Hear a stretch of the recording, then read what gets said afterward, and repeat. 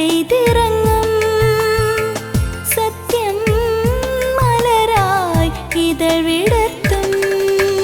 സത്യം സത്യമാ, സത്യം സത്യമാ, സത്യം സത്യമാ, സത്യം സത്യം. ഒരു മഴയും തോരാതിരുന്നിട്ടില്ല, ഒരു കാറ്റും അടങ്ങാതിരുന്നിട്ടില്ല, ഒരു രാവും പുലരാതിരുന്നിട്ടില്ല, ഒരു നോവും കുറയാതിരുന്നിട്ടില്ല. തിരമാലയിൽ ഈ ചെറുതോണിയിൽ, തിരമാലയിൽ ഈ ചെറുതോണിയിൽ, അമരത്തെന്നരികിൽ അവനുള്ളതാൽ ഒരു മഴയും തോരാതിരുന്നിട്ടില്ല, ഒരു കാറ്റും അടങ്ങാതിരുന്നിട്ടില്ല.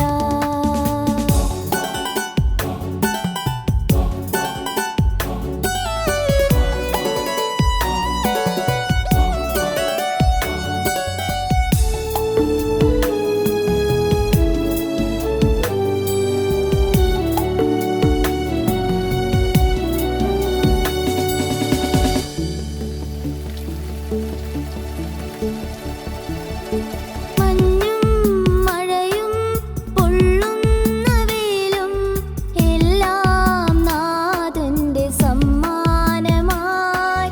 മഞ്ഞും മഴയും പൊള്ളുന്ന വെയിലും എല്ലാം നാഥന്റെ സമ്മാനമായി. എൻ ജീവിതത്തിനു നന്നായി വരാനായി എൻ പേർക്കു താതൻ ഒരുക്കുന്നതാ. എൻ ജീവിതത്തിനു നന്നായി വരാനായി എൻ പേർക്കു താതൻ ഒരുക്കുന്നതാ. ഒരു മഴയും തോരാതിരുന്നിട്ടില്ല, ഒരു കാറ്റും അടങ്ങാതിരുന്നിട്ടില്ല.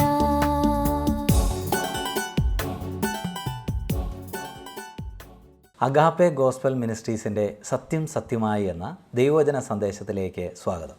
സത്യം സത്യമാ. ദൈവനാമത്തിന് മഹത്വം ഉണ്ടാകട്ടെ. ഞങ്ങളുടെ പ്രിയ പ്രേക്ഷകർക്ക് ക്രിസ്തുയേശുവിൽ സ്നേഹവന്ദനം അറിയിക്കുകയാണ്. വിജയകരമായിരിക്കുന്ന ഒരു ജീവിതം ആഗ്രഹിക്കാത്തവരില്ല. എന്നാൽ എല്ലാ ആളുകളും ജീവിതത്തിൽ വിജയിക്കുന്നില്ല എന്നത് ഒരു യാഥാർത്ഥ്യമാണ്. നമ്മുടെ ഈ സമൂഹത്തിലോട്ട് നാം നോക്കുകയാണെങ്കിൽ അനേകം പരാജയപ്പെട്ട ജീവിതങ്ങളെ നമുക്ക് കാണുവാനായിട്ട് സാധിക്കും. ഇന്നത്തെ സമൂഹം നാം കേൾക്കുന്ന വാർത്തകൾ അനുസരിച്ച് വളരെ വഴി തെറ്റിയാണ് ജീവിക്കുന്നത് എന്ന് നമുക്ക് കാണാം. വലിയ അപജയമാണ് ഇന്ന് സമൂഹത്തിൽ നമുക്ക് ശ്രദ്ധിച്ചാൽ കാണുവാനായിട്ട് സാധിക്കുന്നത്. ആളുകൾ വളരെ സ്നേഹിക്കുന്ന ആളുകളെപ്പോലും കൊല ചെയ്യുന്ന നിലയിലോട്ടും മനുഷ്യരെ ബലി കൊടുക്കുന്ന നിലയിലോട്ടും ചെറിയ ബാലന്മാരെ അല്ലെങ്കിൽ കുഞ്ഞുങ്ങളെ വരെ തൊഴിച്ച് തെറിപ്പിക്കുന്ന ഒരു സാഹചര്യത്തിലോട്ടുമൊക്കെ ഇന്നത്തെ മനുഷ്യർ മാറിയിരിക്കുന്നതായിട്ട് നമുക്ക് കാണുവാനായിട്ട് സാധിക്കും. എന്താണ് വാസ്തവത്തിൽ നമ്മളുടെ സമൂഹത്തിന് ഇങ്ങനെ സംഭവിച്ചിട്ടുള്ളത്? ഈ കാണുന്ന മൂല്യച്യുതിയുടെയും ഈ ധാർമ്മിക അധപ്പതനത്തിൻ്റെയും കാരണം എന്താണ്? ഞാൻ ഇന്ന് നിങ്ങളോട് സംസാരിക്കുവാനായിട്ട് പോകുന്നത് എങ്ങനെ ധാർമ്മികമായിട്ട് നിലവാരമുള്ള ഒരു ജീവിതം നയിക്കാം, എങ്ങനെ മൂല്യമുള്ള ഒരു ജീവിതം നയിക്കാം എന്നുള്ളതിനെക്കുറിച്ചാണ്. ദൈവത്തിൻ്റെ വചനമായിരിക്കുന്ന ബൈബിൾ മനുഷ്യൻ എങ്ങനെയാണ് ജീവിക്കേണ്ടത്, എപ്രകാരം വിജയകരമായിട്ട് ജീവിക്കാമെന്നതിനെക്കുറിച്ച് വളരെ വ്യക്തമായിട്ടുള്ള ആലോചനകളാണ് നൽകുന്നത്. മനുഷ്യനെ സൃഷ്ടിച്ച ദൈവം മനുഷ്യർ നടക്കേണ്ടുന്ന വഴി ഏതാണ്, അല്ലെങ്കിൽ എപ്രകാരം വിജയകരമായിട്ട് അവന് ജീവിക്കാം എന്നതിനെക്കുറിച്ച് വളരെ വ്യക്തമായിട്ട് തൻ്റെ വചനത്തിലൂടെ നമുക്ക് മനസ്സിലാക്കി തന്നിട്ടുണ്ട്. സഭാപ്രസംഗിയുടെ പുസ്തകം 12-ാം അധ്യായത്തിൻ്റെ 13-14 വാക്യങ്ങളിൽ നിന്ന് എങ്ങനെയാണ് ധാർമ്മിക നിലവാരമുള്ള മൂല്യമുള്ള ഒരു ജീവിതം നയിക്കുന്നത് എന്നതിനെക്കുറിച്ച് നിങ്ങളുമായിട്ട് പങ്കുവയ്ക്കുവാനായിട്ട് ഞാൻ ആഗ്രഹിക്കുകയാണ്. വേദഭാഗം ഞാൻ വായിക്കാം. എല്ലാറ്റിൻ്റെയും സാരം കേൾക്കുക. ദൈവത്തെ ഭയപ്പെട്ട് അവൻ്റെ കൽപ്പനകളെ പ്രമാണിച്ചു കൊള്ളുക. അതാകുന്നു സകല മനുഷ്യർക്കും വേണ്ടുന്നത്. ദൈവം നല്ലതും തീയതുമായ സകല പ്രവൃത്തിയെയും സകല രഹസ്യങ്ങളുമായി ന്യായവിസ്താരത്തിലോട്ട് വരുത്തുമല്ലോ. മൂല്യമുള്ള ഒരു ജീവിതം നയിക്കുന്നതിന് ഒന്നാമത്തെ പ്രമാണമെന്ന് പറയുന്നത് ദൈവത്തെ ഭയപ്പെട്ട് ദൈവത്തിൻ്റെ കൽപ്പനകളെ അനുസരിക്കുക എന്നുള്ളതാണ്. ഇന്നത്തെ സമൂഹത്തിൽ ദൈവത്തെ മാറ്റി നിർത്തിക്കൊണ്ട് ജീവിതത്തെ വിശകലനം ചെയ്യുവാനും അല്ലെങ്കിൽ ജീവിക്കുവാനുമായിട്ടാണ് മനുഷ്യൻ ശ്രമിക്കുന്നത്. വിശേഷാൽ ഇന്നത്തെ യുവതലമുറ എന്ന് പറയുന്നത് ദൈവത്തെ മാറ്റി നിർത്തിക്കൊണ്ട് ജീവിതത്തെക്കുറിച്ച് ചിന്തിക്കുവാനായിട്ട് ആഗ്രഹിക്കുന്ന ഒരു സമൂഹമാണ്. എന്നാൽ മനുഷ്യ സമൂഹത്തെക്കുറിച്ച് അല്ലെങ്കിൽ മനുഷ്യ ചരിത്രത്തെക്കുറിച്ച് വളരെയേറെ പഠിച്ചിട്ടുള്ള ചരിത്രകാരന്മാരായിരിക്കുന്ന ആളുകൾ പറയുന്നത് ഏതൊരു സമൂഹത്തിൻ്റെയും ധാർമ്മിക നിലവാരമെന്ന് പറയുന്നത് ആ സമൂഹത്തിൻ്റെ ദൈവസങ്കല്പവുമായിട്ട് അഭേദ്യമായിട്ട് ബന്ധപ്പെട്ടിരിക്കുന്നു എന്നാണ്. ഒരു സമൂഹത്തിനും തങ്ങളുടെ ദൈവസങ്കല്പത്തേക്കാൾ ഉയരുവാനായിട്ട് സാധിക്കുകയില്ല എന്ന് സുപ്രസിദ്ധ ചരിത്രകാരനായിരിക്കുന്ന അർണോൾഡ് ടോയൻബി പറഞ്ഞിട്ടുണ്ട്. ഇന്നത്തെ മനുഷ്യരുടെ ധാർമ്മിക ച്യുതിയുടെ പ്രധാന വിഷയമെന്ന് പറയുന്നത് അവർ ദൈവത്തെ ജീവിതത്തിൽ നിന്ന് മാറ്റി നിർത്തുന്നു എന്നുള്ളതാണ്. ദൈവത്തെ ജീവിതത്തിൽ നിന്ന് മാറ്റി നിർത്തിക്കൊണ്ട് വിജയകരമായിട്ട് ജീവിക്കുവാനായിട്ട് ആർക്കും കഴിയുകയില്ല എന്നുള്ളതാണ് ഒരു യാഥാർത്ഥ്യം. വിജയകരമായിരിക്കുന്ന ജീവിതത്തിന് ദൈവഭയം എന്നുള്ള ഒരു ഘടകം, അതാണ് ഈ ജ്ഞാനികളിൽ ജ്ഞാനിയായിരിക്കുന്ന ശലോമോൻ പറയുന്നത്. ദൈവത്തെ ഭയപ്പെടുക എന്ന് പറഞ്ഞാൽ ഭീതി എന്നുള്ള അർത്ഥത്തിലല്ല ദൈവത്തിൻ്റെ വചനം പറഞ്ഞിരിക്കുന്നത്. നേരെ മറിച്ച് ദൈവഭക്തി എന്നുള്ള ആശയമാണ്. വേറൊരർത്ഥത്തിൽ പറഞ്ഞാൽ ബഹുമാനം എന്നുള്ള ഒരാശയമാണ് അതിനുള്ളത്. ദൈവത്തെ ഭയപ്പെടുക എന്ന് പറഞ്ഞാൽ ബഹുമാനിച്ച് അനുസരിക്കുക എന്നുള്ളതാണ്. ദൈവഭയത്തെക്കുറിച്ച് പറയുമ്പോഴെല്ലാം അനുസരണത്തെക്കുറിച്ച് കൂടെയാണ് പറയുന്നത്. അനുസരണം അതിനോട് ചേർന്ന് വരുന്നതാണ്. അർത്ഥാൽ ദൈവത്തെ ഭയപ്പെടുന്നുവെന്ന് പറഞ്ഞാൽ ദൈവത്തിൻ്റെ കൽപ്പനകളെ അനുസരിക്കുന്നു എന്നുള്ള ആശയമാണ്. അപ്പോൾ ഒരു മനുഷ്യൻ വിജയകരമായിട്ട് ജീവിക്കുന്നത് എങ്ങനെയെന്ന് ചോദിച്ചാൽ അവൻ്റെ ജീവിതത്തിൽ ദൈവത്തോടുള്ള ബഹുമാന നിമിത്തം ദൈവത്തിൻ്റെ വചനങ്ങൾ അവൻ അനുസരിക്കുമ്പോഴാണ് ധാർമ്മികമായിട്ട് നിലവാരമുള്ള ഒരു ജീവിതം നയിക്കുവാനായിട്ട് മനുഷ്യർക്ക് കഴിയുന്നത്. വാസ്തവത്തിൽ ഇവിടെ ഒരു പ്രശ്നം ഇന്നത്തെ ചിന്തിക്കുന്ന ആളുകൾക്കുണ്ടാകാവുന്നത് എന്താണെന്ന് ഞാൻ നിങ്ങളോട് പറയാം. അതെന്താണെന്ന് ചോദിച്ചാൽ, ഞാൻ ഭയപ്പെട്ട് അനുസരിക്കേണ്ടുന്ന ദൈവം ആരാണ് എന്നതിനെക്കുറിച്ചാണ്.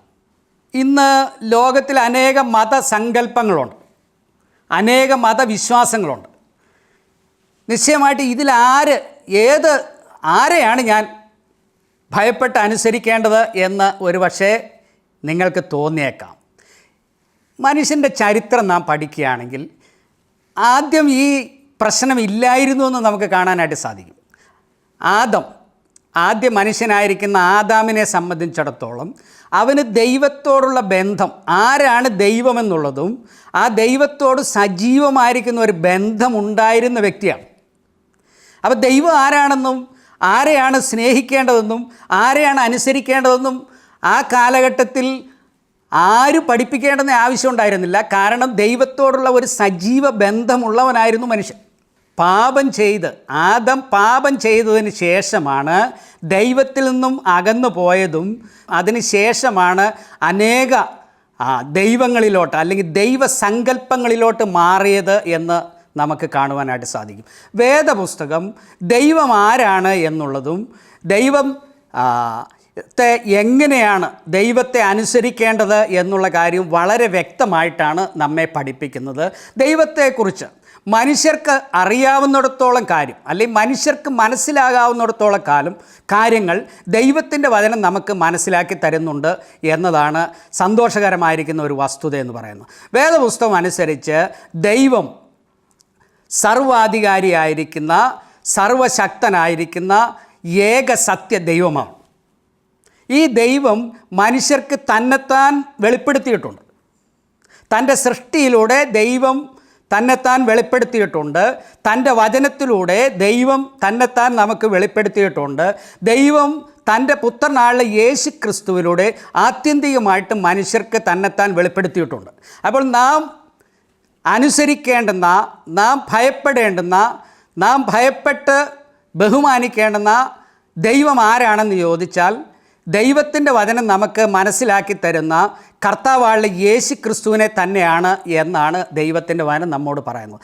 കർത്താവായ യേശു ക്രിസ്തു വാസ്തവത്തിൽ മനുഷ്യൻ ദൈവത്തിൽ നിന്ന് അകന്നകന്ന് പോയപ്പോൾ വീണ്ടും മനുഷ്യരുടെ ഇടയിലോട്ട് ഇറങ്ങി വന്ന ദൈവമാണ്. അവൻ ദൈവരൂപത്തിലിരിക്കെ ദൈവത്തോടുള്ള സമത്വം മുറുകെ പിടിക്കണമെന്ന് വിചാരിക്കാതെ ദാസരൂപമെടുത്തു, മനുഷ്യ സാദൃശ്യത്തിലായി എന്ന് നാം വായിക്കുന്നു. പ്രിയപ്പെട്ടവരെ, ദൈവത്തെ ആരും ഒരു നാളും കണ്ടിട്ടില്ല. തൻ്റെ മടിയിലിരിക്കുന്ന ഏകജാതനായ പുത്രൻ അവനെ വെളിപ്പെടുത്തിയിരിക്കുന്നു എന്നാണ് ദൈവത്തിൻ്റെ വചനം നമ്മോട് പറയുന്നത്. അപ്പോൾ വാസ്തവത്തിൽ മനുഷ്യൻ മനസ്സിലാക്കേണ്ടുന്ന, മനുഷ്യൻ ആദരിക്കേണ്ടുന്ന ദൈവം കർത്താവായ യേശു ക്രിസ്തു എന്ന നിലയിൽ ഭൂമിയിലോട്ട് അവതരിച്ചിട്ടുണ്ട്. പിതാവായ ദൈവത്തെ നമുക്ക് മനസ്സിലാക്കുവാനായിട്ട് സാധിക്കുന്നത് കർത്താവായ യേശു ക്രിസ്തുവിലൂടെയാണ്. ആ യേശു ക്രിസ്തുവിൻ്റെ വചനങ്ങളെ അനുസരിക്കുക എന്നുള്ളതാണ് ദൈവത്തിൻ്റെ നമ്മോടുള്ള ഇന്നത്തെ കൽപ്പന എന്നുള്ളത് ഓർക്കുക. നമ്മളുടെ ജീവിതം ധന്യമാക്കുവാനായിട്ടുള്ള, അല്ലെങ്കിൽ ധാർമ്മികമായിട്ട് മൂല്യമുള്ള ഒരു ജീവിതം നയിക്കുവാനായിട്ട് നമുക്ക് കഴിയുന്നത് എന്ന് പറയുന്നത് ദൈവത്തിൻ്റെ പ്രമാണങ്ങൾ അനുസരിക്കുക, കർത്താവായിട്ടുള്ള യേശു ക്രിസ്തു നമുക്ക് നൽകിയിട്ടുള്ള കൽപ്പനകളെ അനുസരിക്കുക എന്നുള്ളതാണ്. ജീവിതം എങ്ങനെയാണ് നാം കഴിക്കേണ്ടത് എന്ന് വളരെ വ്യക്തമായിട്ട് യേശു ക്രിസ്തു നമ്മോട് പറഞ്ഞിരിക്കുന്നു. അത് തൻ്റെ ജീവിതത്തിലൂടെ മാതൃകകളായിട്ടും തൻ്റെ ഉപദേശങ്ങളായിട്ടും ദൈവം നമുക്ക് നൽകിയിരിക്കുകയാണ്. എന്നാൽ പ്രിയപ്പെട്ടവരെ, സങ്കടകരമായിരിക്കുന്ന ഒരു വസ്തുത എന്താണെന്ന് ചോദിച്ചാൽ, ഇന്നത്തെ സമൂഹത്തിൻ്റെ മൂല്യച്യുതിയുടെ പ്രധാനപ്പെട്ട രണ്ടാമത്തെ കാരണമെന്ന് പറയുന്നത് മനുഷ്യൻ, അല്ലെങ്കിൽ നാം അനുസരിക്കുവാനായിട്ട് മനസ്സില്ലാത്ത ആളുകളാണെന്നുള്ളതാണ്. ഇന്നത്തെ സമൂഹത്തിന് സ്വാതന്ത്ര്യത്തെക്കുറിച്ച് തെറ്റായിരിക്കുന്ന ഒരു ധാരണയാണുള്ളത്. തനിക്ക് തോന്നുന്നത് പോലെ മറ്റാരെങ്കിലും പറയുന്നത് കേൾക്കാതെ തൻ്റെ മനോബോധത്തിനനുസരിച്ച് ജീവിക്കുന്നതാണ് സ്വാതന്ത്ര്യമെന്നുള്ള ഒരു തെറ്റായ ധാരണയാണ് ഇന്നത്തെ സമൂഹത്തിനുള്ളത്. സുപ്രസിദ്ധ ഹോളിവുഡ് നടനായിരിക്കുന്ന ജാക്ക് നിക്കോൾസൺ എന്ന് പറഞ്ഞ ആൾ ഇങ്ങനെ പറഞ്ഞിട്ടുണ്ട്. അദ്ദേഹം പറഞ്ഞത്, ഞാൻ ഉപദേശം വെറുക്കുന്നു, ഞാനത് കൊടുക്കുമ്പോഴൊഴികെ എന്നാണ്.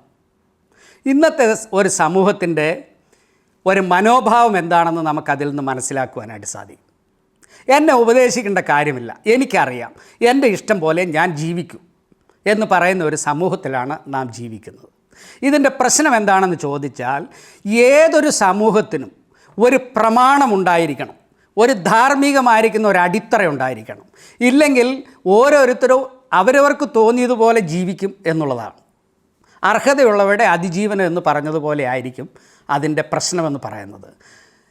ഇന്ന് നാം കാണുന്ന അനേക പ്രശ്നങ്ങളുടെ, ഈ സമൂഹത്തിൻ്റെ ധാർമ്മികമായിരിക്കുന്ന തകർച്ചയുടെ പ്രധാന കാരണമെന്ന് പറയുന്നത് ദൈവത്തിൻ്റെ പ്രമാണങ്ങൾ വിട്ടാണ് മനുഷ്യൻ ജീവിക്കുന്നതെന്നുള്ളതാണ്. ദൈവത്തിൻ്റെ പ്രമാണങ്ങളിലോട്ട് ഒരു ഏകീകൃതമായിരിക്കുന്നതും സമഗ്രമായിരിക്കുന്നതും മൂല്യവത്തായിരിക്കുന്ന ഒരു പ്രമാണങ്ങൾ നാം അനുസരിക്കുന്നുവെങ്കിൽ വിജയകരമായിട്ട് നമുക്ക് ജീവിക്കുവാനായിട്ട് സാധിക്കും. ഒരു നല്ല നിലവാരമുള്ള ജീവിതം നമുക്ക് കഴിക്കുവാനായിട്ട് സാധിക്കും എന്നാണ് എനിക്ക് നിങ്ങളെ ഓർപ്പിക്കുവാനായിട്ടുള്ളത്. അതുകൊണ്ട് പ്രിയപ്പെട്ടവരെ, നമുക്ക് നമ്മളുടെ സ്വാതന്ത്ര്യത്തെക്കുറിച്ചുള്ള തെറ്റായ ധാരണ നിർത്തിയിട്ട് ദൈവത്തെ ഭയപ്പെട്ട് ദൈവത്തെ അനുസരിക്കുവാനായിട്ട് നാം ഉത്സാഹിച്ചാൽ നമ്മളുടെ ജീവിതം ധന്യമാകും, നമ്മളുടെ ജീവിതം അനുഗ്രഹിക്കപ്പെട്ടതാകും എന്ന യാഥാർത്ഥ്യം ഉൾക്കൊണ്ടുകൊണ്ട് ദൈവം മുമ്പാകെ നമ്മളുടെ ജീവിതങ്ങളെ സമർപ്പിക്കുവാനായിട്ട് ഞാൻ നിങ്ങളെ ആഹ്വാനം ചെയ്യുകയാണ്. മൂല്യവത്തായിരിക്കുന്ന ഒരു ജീവിതത്തിൻ്റെ രണ്ടാമത്തെ പ്രമാണമെന്ന് പറയുന്നത് ഒരു ന്യായവിധി ഉണ്ട് എന്നുള്ളതിനെ ഓർത്ത് ജീവിക്കുക എന്നുള്ളതാണ്. കണക്ക് കൊടുക്കണം എന്നുള്ള ഒരു ബോധ്യത്തോടെ ജീവിക്കുക എന്നുള്ളതാണ്. ഇന്ന് അനേകം ആളുകൾ ദൈവത്തെ തന്നെ നിഷേധിക്കുവാനായിട്ടുള്ള ഒരു പ്രധാന കാരണമായി എനിക്ക് മനസ്സിലായിട്ടുള്ള കാര്യം എന്താണെന്ന് ചോദിച്ചാൽ, തങ്ങളുടെ ജീവിതത്തിൻ്റെ, തങ്ങളുടെ പ്രവൃത്തികളുടെ കണക്ക് കൊടുക്കണം എന്ന് ചിന്തിക്കുവാൻ അവർക്ക് മനസ്സില്ലാത്തതുകൊണ്ടാണ്. ദൈവം മുമ്പാകെ നമ്മളുടെ ജീവിതത്തിൻ്റെ കണക്ക് കൊടുക്കണമെന്ന് ചിന്തിക്കുവാൻ മനസ്സില്ലാത്തതുകൊണ്ട് ദൈവം ഇല്ല എന്ന് പറയുവാനായിട്ട് അവർ നിർബന്ധിതരാകുകയാണ് ചെയ്യുന്നത്. തങ്ങളുടെ മനസാക്ഷി അവരെ കുറ്റപ്പെടുത്താതിരിക്കാൻ വേണ്ടിയിട്ടാണ്. ഒരുപക്ഷെ അവർക്കൊരു മനസമാധാനമൊക്കെ പിശാച് അതിനോടുള്ള ബന്ധത്തിൽ കൊടുക്കുന്നുണ്ടായിരിക്കാം. പ്രിയപ്പെട്ടവരെ, ഒരിക്കലും ഒരിടത്തും വാസ്തവത്തിൽ സമ്പൂർണ്ണ സ്വാതന്ത്ര്യമായിട്ട് ഒരു സമൂഹത്തിൽ വ്യക്തികൾക്ക് ജീവിക്കുവാനായിട്ട് സാധിക്കുകയില്ല എന്നുള്ളതൊരു യാഥാർത്ഥ്യമാണ്. ദൈവം ആണ് മനുഷ്യൻ്റെ സൃഷ്ടാവെങ്കിൽ ദൈവത്തിന് തൻ്റെ ജീവിതത്തെക്കുറിച്ചുള്ള കണക്ക് ചോദിക്കുവാനുള്ള അധികാരമുണ്ട് എന്നുള്ളത് നാം എപ്പോഴും സമ്മതിച്ചേ പറ്റുകയുള്ളൂ. അനേകം ആളുകൾ വാസ്തവത്തിൽ ദൈവത്തെ നിഷേധിക്കുന്നതിൻ്റെ കാരണം ദൈവമല്ല എന്നുള്ളത് ഞാൻ നിങ്ങളെ ഓർപ്പിക്കുകയുണ്ടായി. നേരെ മറിച്ച് മനുഷ്യരുടെ പരാജയങ്ങൾ നിമിത്തമാണ് ദൈവത്തെ ആളുകൾ നിഷേധിക്കുന്നത്. ദൈവത്തെ നിഷേധിക്കുന്നതായിരിക്കുന്ന അനേകം ആളുകളുടെ ജീവിതങ്ങളും ജീവിത അവസാനവും നമ്മൾ ശ്രദ്ധിച്ചാൽ അതൊരു തികഞ്ഞ പരാജയമാണെന്ന് മനസ്സിലാക്കുവാനായിട്ട് നമുക്ക് പ്രയാസമില്ലെന്നാണ് ഞാൻ വിചാരിക്കുന്നത്. എനിക്ക് ചുരുക്കം ചില നിരീശ്വരവാദികളെ ആയിട്ട് ഞാൻ അറിയുന്നുള്ളൂ. പക്ഷേ ഞാൻ നിരീക്ഷിച്ചതിൽ നിന്ന് ഏറ്റവും അരിഷ്ടമായിരിക്കുന്ന ചില ജീവിതം നയിക്കുന്ന ആളുകളാണ് അവർ. ഒരാളോട് ഞാൻ സുവിശേഷം പറഞ്ഞു കഴിഞ്ഞപ്പോൾ അദ്ദേഹം ഇങ്ങനെയാണ് പറഞ്ഞത്: എനിക്ക് ദൈവത്തെ വിശ്വാസമില്ല, പക്ഷേ നിങ്ങൾ വിശ്വസിക്കുന്നുവെങ്കിൽ എനിക്ക് വിരോധമില്ല. എനിക്ക് ദൈവത്തെ വിശ്വാസമില്ലെന്ന് മാത്രമല്ല, ഇനി ദൈവം ഉണ്ടെങ്കിൽ എനിക്ക് ചില പരാതി ഉണ്ടെന്നാണ്. അദ്ദേഹം വീണ്ടും ഇങ്ങനെ പറഞ്ഞു: നിങ്ങളിത് വിശ്വസിക്കുന്നതുകൊണ്ട് നിങ്ങൾക്ക് സമാധാനം കിട്ടുന്നുവെങ്കിൽ കൊള്ളാം, എനിക്ക് വിശ്വാസമില്ല, എനിക്ക് സമാധാനവും ഇല്ലെന്നാണ്. വളരെ വിദ്യാസമ്പന്നനായിരിക്കുന്ന ഒരാളെക്കുറിച്ചാണ് കേട്ടോ ഞാൻ പറഞ്ഞത്. വളരെ വലിയ ഉദ്യോഗത്തിലിരുന്ന ഒരു വ്യക്തിയെക്കുറിച്ചാണ് ഞാൻ പറയുന്നത്. എല്ലാ നിലയിലും കൊള്ളാമെന്ന് വിചാരിക്കുന്ന ഒരാളെക്കുറിച്ചാണ് ഞാൻ പറയുന്നത്. പക്ഷേ അതിൻ്റെ പ്രത്യേകത എന്താണെന്ന് ചോദിച്ചാൽ അദ്ദേഹത്തിൻ്റെ ജീവിതത്തിൽ ഒരു സമാധാനം ഉണ്ടായിരുന്നില്ല എന്നുള്ളതാണ് ഒരു യാഥാർത്ഥ്യം എന്ന് പറയുന്നത്. എന്നെ കേൾക്കുന്ന പ്രിയപ്പെട്ടവരെ, നമ്മുടെ ജീവിതത്തിൻ്റെ കണക്ക് കൊടുക്കേണ്ടതാണെന്നുള്ള ബോധ്യത്തോടെ ജീവിക്കുമ്പോഴേ നമുക്ക് ധാർമ്മികമായിട്ട് നല്ല നിലവാരമുള്ളൊരു ജീവിതം നയിക്കുവാനായിട്ട് സാധിക്കുകയുള്ളൂ. ദൈവത്തെ ആർക്കും ഒന്നും മറയ്ക്കുവാനായിട്ട് സാധിക്കില്ല. ഒരു ന്യായവിധി ഉണ്ടെന്നുള്ളത് ഒരു യാഥാർത്ഥ്യമാണ്. മനുഷ്യർക്ക് മരണം ഉണ്ടെങ്കിൽ ന്യായവിധി ഉണ്ടെന്നാണ് ദൈവത്തിൻ്റെ വചനം പറയുന്നത്. ദൈവത്തിൻ്റെ വചനം ഇങ്ങനെ പറയുന്നു: ഒരിക്കൽ മരിക്കുകയും പിന്നെ ന്യായവിധിയും ദൈവം മനുഷ്യർക്ക് നിയമിച്ചിരിക്കുന്നു. മരണമുണ്ടെങ്കിൽ അതുപോലെ തന്നെ നിശ്ചയമായിട്ട് ഒരു ന്യായവിധി ഉണ്ടെന്നാണ് പറയുന്നത്. നമ്മളുടെ ജീവിതത്തിൻ്റെ, നമ്മളുടെ വാക്കുകളുടെ, നമ്മളുടെ പ്രവർത്തനത്തിൻ്റെ, നമ്മളുടെ മനോഭാവങ്ങളുടെ എല്ലാ കണക്കുകളും നാം ദൈവത്തിന് കൊടുക്കേണ്ടതായിട്ട് വരും. ആ ബോധ്യത്തോടെ നാം ജീവിക്കുമ്പോഴാണ് ദൈവഭയം നമുക്കുണ്ടാകുന്നതും ദൈവത്തെ ബഹുമാനിക്കുവാനും ദൈവത്തെ അനുസരിക്കുവാനും നമുക്ക് സാധിക്കുകയുള്ളൂ. നമുക്ക് നമ്മളുടെ സഹജീവികളെ മാനിക്കുവാനായിട്ട് നമുക്ക് സാധിക്കുകയുള്ളൂ എന്നുള്ളതാണ് ഒരു യാഥാർത്ഥ്യം എന്ന് പറയുന്നത്. ദൈവത്തിൻ്റെ വചനം ഇങ്ങനെയാണ് പറയുന്നത്. അപ്പോസ്തല പ്രവൃത്തികളിൽ നാം ഇങ്ങനെ വായിക്കുന്നുണ്ട്: താൻ നിയമിച്ച പുരുഷൻ മുഖാന്തരം ലോകത്തെ നീതിയോടെ ന്യായം വിധിക്കേണ്ടതിന് അവനൊരു ദിവസം നിശ്ചയിച്ചിരിക്കുന്നു. അവനെ മരിച്ചവരിൽ നിന്ന് ഉയർപ്പിച്ചതിനാൽ അതിൻ്റെ ഉറപ്പും കൊടുത്തിരിക്കുന്നു എന്നാണ്. അപ്പം നാം ഓർക്കുക, ഒരു ന്യായവിധിയുണ്ട്.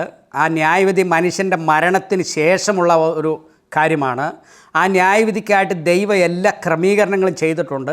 കർത്താവായ യേശു ക്രിസ്തുവാണ് ന്യായാധിപനായിരിക്കുന്ന ആളെന്ന് പറയുന്നത്. യേശു ക്രിസ്തുവിൻ്റെ ഉയർത്തെഴുന്നേൽപ്പെന്ന് പറയുന്നത് അതിനുള്ള ഒരു ഉറപ്പാണ്. മനുഷ്യനെ ദൈവം ന്യായം വിധിക്കുമെന്നുള്ള ഒരു ഉറപ്പാണെന്ന് ദൈവത്തിൻ്റെ വചനം പറയുകയാണ്. വെളിപ്പാട് പുസ്തകം 20-ാം അധ്യായത്തിൽ അന്ത്യന്യായവിധിയെക്കുറിച്ച് വിശദീകരിച്ചിട്ടുണ്ട്. ഒരുപക്ഷേ ബൈബിളിലെ ഏറ്റവും ഭയജനകമായിരിക്കുന്ന ഒരു വേദഭാഗം എന്ന് പറയുന്നത് അതാണെന്ന് ഞാൻ വിചാരിക്കുകയാണ്. വെളിപ്പാട് പുസ്തകം 20-ാം അധ്യായത്തിൻ്റെ 11 മുതലുള്ള ചില വാക്യങ്ങൾ.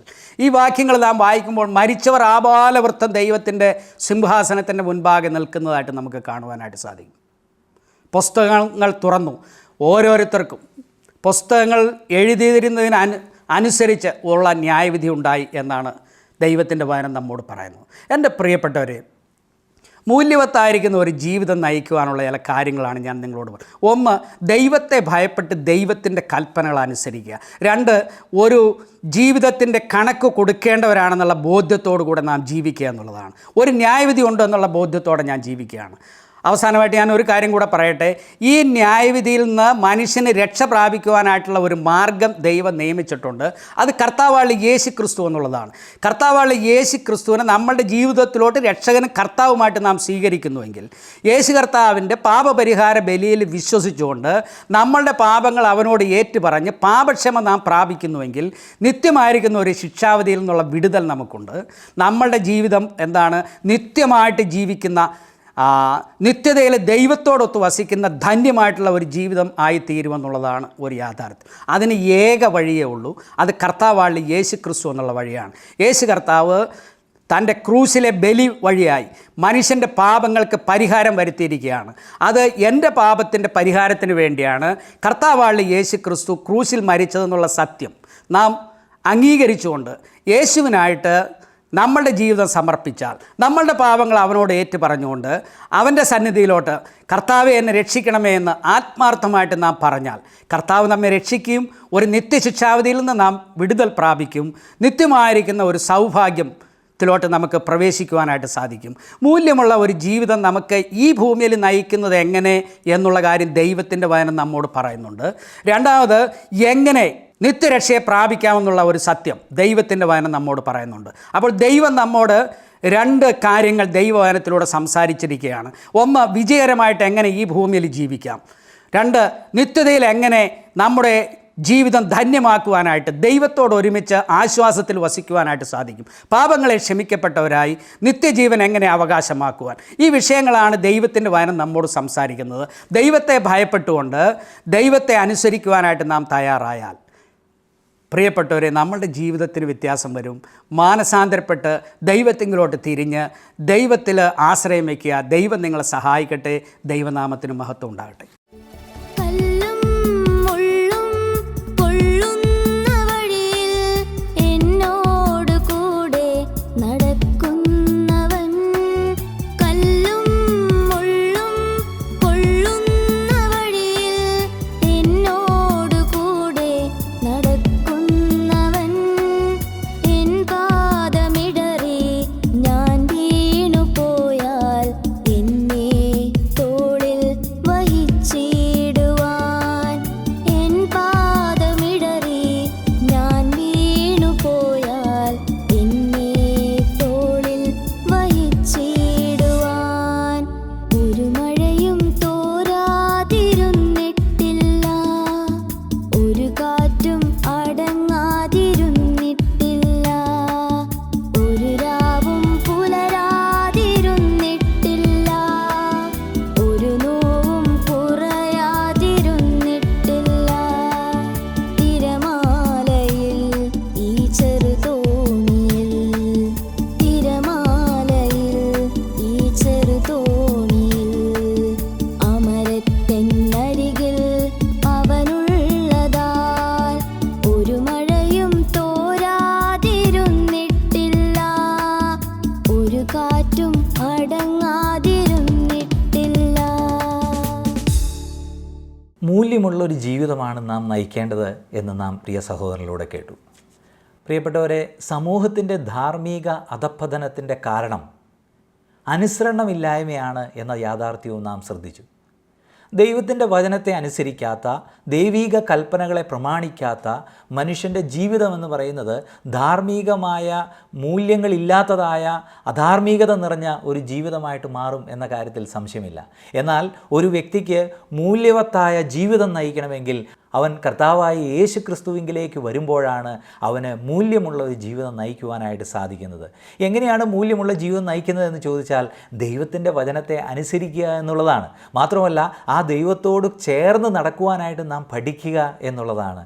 ഒരുവൻ്റെ പാപത്തിൻ്റെ പരിഹാരത്തിനായി കാൽവരിയിലെ ക്രൂശിൽ കർത്താവായ യേശു ക്രിസ്തു രക്തം ചിന്തി മരിച്ചു എന്ന് വിശ്വസിച്ചാൽ അവനെ ഒരു നാളും തള്ളിക്കളയാത്തൊരു കർത്താവ് നമുക്കുണ്ട്. താങ്കളെ തേടിയാണ് കർത്താവായ യേശു ക്രിസ്തു ഈ ഭൂമിയിലേക്ക് വന്നത്. അവനിൽ വിശ്വസിക്കുക. വിശ്വാസം മാത്രമാണ് രക്ഷയ്ക്ക് നിദാനമായിട്ട് തീരുന്നത്. വിശ്വാസം മാത്രമാണ് സ്വർഗീയ ജീവിതത്തിലേക്ക് നമ്മെ നയിക്കുന്നത്. ഈ ലോകത്തിലെ ജീവിതമല്ല പ്രാധാന്യം. നിത്യത എന്നത് ഒന്നുണ്ട് നമുക്ക്. അത് സ്വർഗത്തിൽ ദൈവത്തോട് ഒരുമിച്ചാകണമെങ്കിൽ ഇന്ന് ഇവിടെ വെച്ച് ഈ നിമിഷം കർത്താവായ യേശു ക്രിസ്തു എനിക്ക് വേണ്ടി മരിച്ചുവെന്ന് ഹൃദയം കൊണ്ട് വിശ്വസിക്കുക മാത്രം ചെയ്യുക. എൻ്റെ പ്രിയപ്പെട്ടവരെ, അത് വിശ്വസിക്കാൻ ദൈവം നിങ്ങളെ സഹായിക്കട്ടെ എന്ന് ഞങ്ങൾ ആഗ്രഹിക്കുകയും പ്രാർത്ഥിക്കുകയും ചെയ്യുന്നു. നമുക്ക് ഒരുമിച്ച് പ്രാർത്ഥിക്കാം. ഞങ്ങളെ സ്നേഹിക്കുന്ന ഞങ്ങളുടെ കർത്താവെ, ഒരിക്കൽ കൂടെ നന്ദിയോടെ അങ്ങയുടെ നാമത്തെ ഞങ്ങൾ സ്തുതിക്കുന്നു. കർത്താവെ, മൂല്യമുള്ള ഒരു ജീവിതം നയിക്കുവാൻ ഞങ്ങളുടെ ശ്രോതാക്കളെ അവിടുന്ന് സഹായിക്കണം എന്ന് ഞങ്ങൾ പ്രാർത്ഥിക്കുന്നു. കർത്താവെ, ഞങ്ങളുടെ സമൂഹം എത്ര മൂല്യച്യുതിയിലൂടെ കടന്നു പോകുന്നുവെന്ന് ഞങ്ങൾ ഓർക്കട്ടെ. ധാർമ്മികമായ അധപ്പതനം ഞങ്ങൾക്ക് കാണുവാനായിട്ട് സാധിക്കും.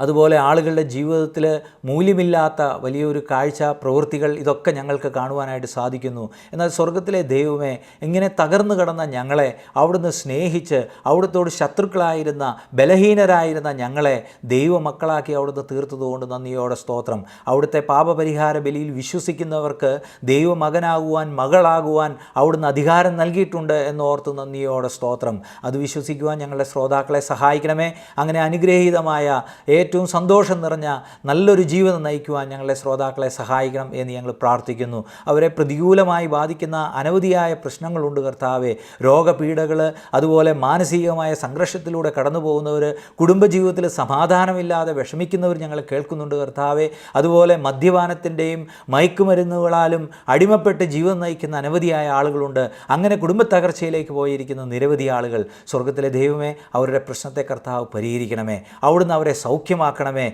അവരുടെ മദ്യപാനത്തെ കർത്താവ് മാറ്റിക്കൊടുക്കണമേ എന്ന് ഞങ്ങൾ പ്രാർത്ഥിക്കുന്നു. അങ്ങനെ ഈ കർത്താവിൽ വിശ്വസിച്ച് അനുഗ്രഹീതമായ സന്തോഷമുള്ള കർത്താവിനെ സ്നേഹിച്ചുകൊണ്ടുള്ള ഒരു ജീവിതം നയിക്കുവാൻ ഞങ്ങളുടെ ശ്രോതാക്കളെ സഹായിക്കണം എന്ന് ഞങ്ങൾ പ്രാർത്ഥിക്കുന്നു. പ്രാർത്ഥന കേട്ടതുകൊണ്ട് സ്തോത്രം. യേശു ക്രിസ്തുവിൻ നാമത്തിൽ തന്നെ ആമേൻ. ഈ പ്രോഗ്രാം നിങ്ങൾക്ക് അനുഗ്രഹമായി എന്ന് ഞങ്ങൾ വിചാരിക്കുന്നു. നിങ്ങളുടെ വിലപ്പെട്ട അഭിപ്രായങ്ങളും നിർദ്ദേശങ്ങളും പ്രാർത്ഥനാ ആവശ്യങ്ങളും ഞങ്ങളെ അറിയിക്കുക. ഞങ്ങൾ അതിനുള്ള ഉത്തരങ്ങൾ നിങ്ങൾക്ക് നൽകുന്നതാണ്. ഞങ്ങൾ തീർച്ചയായും നിങ്ങൾക്ക് വേണ്ടി പ്രാർത്ഥിക്കുന്നതുമാണ്. ഞങ്ങളുമായി ബന്ധപ്പെടേണ്ട വിലാസം Agape Gospel Ministry, 87 Maithri Nagar, Asramam, Kollam. Email ID satyamsatyamai@gmail.com. Phone number 8136936648. Bible സംബന്ധമായ നിങ്ങളുടെ സംശയങ്ങളും ചോദ്യങ്ങളും ഞങ്ങളുടെ വാട്സാപ്പ് നമ്പറിലൂടെ ഞങ്ങൾ അറിയിക്കുക. ഞങ്ങൾ നിങ്ങൾക്കതിനുള്ള ഉത്തരങ്ങളെ നൽകുന്നതാണ്. ഈ പ്രോഗ്രാമിലെ മറ്റ് സന്ദേശങ്ങളും പാട്ടുകളും ഒരിക്കൽ കൂടെ കാണുവാൻ സത്യം സത്യമായി എന്ന യൂട്യൂബ് ചാനലും സത്യം സത്യമായി എന്ന ഫേസ്ബുക്ക് പേജും സന്ദർശിച്ചാലും ദൈവം നമ്മളെ എല്ലാവരെയും ധാരാളമായിട്ട് അനുഗ്രഹിക്കട്ടെ. വചനം മഴയായി പെയ്തിറങ്ങും, സത്യം മലരായി ഇതൾ വിടർത്തും. സത്യം സത്യമാ, സത്യം സത്യമാ, സത്യം സത്യമാ.